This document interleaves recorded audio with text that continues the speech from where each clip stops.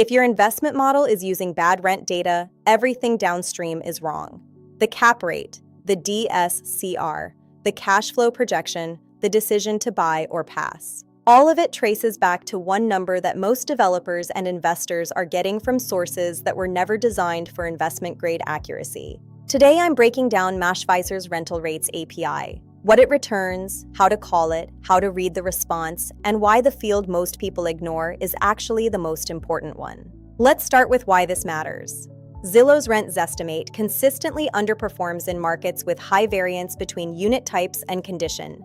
That's most US markets. Manual comp pulling works, but it takes hours per property, and it produces a number you can't refresh at scale. Manual comps aren't a workflow, they're a bottleneck. Mashvisor's rental rates endpoint is a single GET request. You pass a state, plus a city, neighborhood ID, or zip code to narrow down the location. Then one parameter determines everything. Source. Pass traditional for long-term rentals. Pass Airbnb for short-term. Two completely different data sets from one endpoint. The response comes back as a JSON object with two blocks. The first is rental_rates.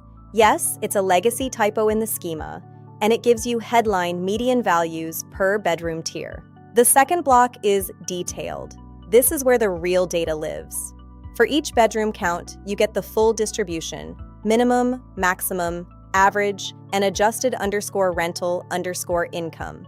Let me walk you through an actual response. This is from a California neighborhood, ID 117954, traditional strategy.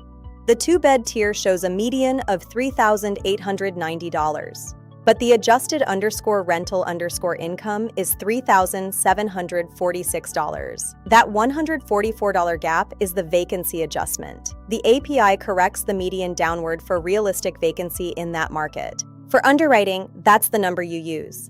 The adjusted_rental_income is what the property will actually produce month over month after you account for the empty nights. The sample count matters too. 136 comps is high confidence. A rural market might come back with 6. That's directional data, not precision.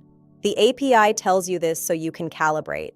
For STR calls, all source equals Airbnb. Two more fields appear per tier: median_night_rate and median_occupancy. With those two numbers, you can calculate monthly STR revenue right from this endpoint without making a separate call. The formula is simple: median night rate times occupancy divided by 100 times 30. 4 types of teams use this endpoint heavily. DSCR lenders use it to automate rent verification in underwriting instead of ordering a rental income appraisal for every loan. Property managers use it for rent setting. When a unit goes vacant, they see what similar units are actually renting for right now, not 6 months ago, and price accordingly. iBuyers and institutional investors use it to model cash flow at scale. When evaluating 1,000 properties, the API makes rent estimation a fast batch job. And PropTech platforms building investor dashboards embed these estimates into listing pages. A user looking at a 3-bed property sees the neighborhood's 3-bed rent range and adjusted income automatically. No manual entry, no stale data, no Zillow Zestimate that was calculated last quarter. Quick comparison. AirDNA is excellent for STR-specific revenue modeling, but it doesn't provide long-term rental rates. Mashvisor handles both in one call. Zillow's Zestimate is accessible but not designed for investment precision. Mashvisor returns the full comp distribution so you can assess confidence programmatically. If you're building anything that touches rental property, the rent estimate is where accuracy lives or dies. Get it wrong and every metric downstream is built on fiction. Full documentation is at mashvisor.com/API-doc-v2. If you want a data partnership, start at mashvisor.com/data-API. Links are in the description. Subscribe for the next API breakdown.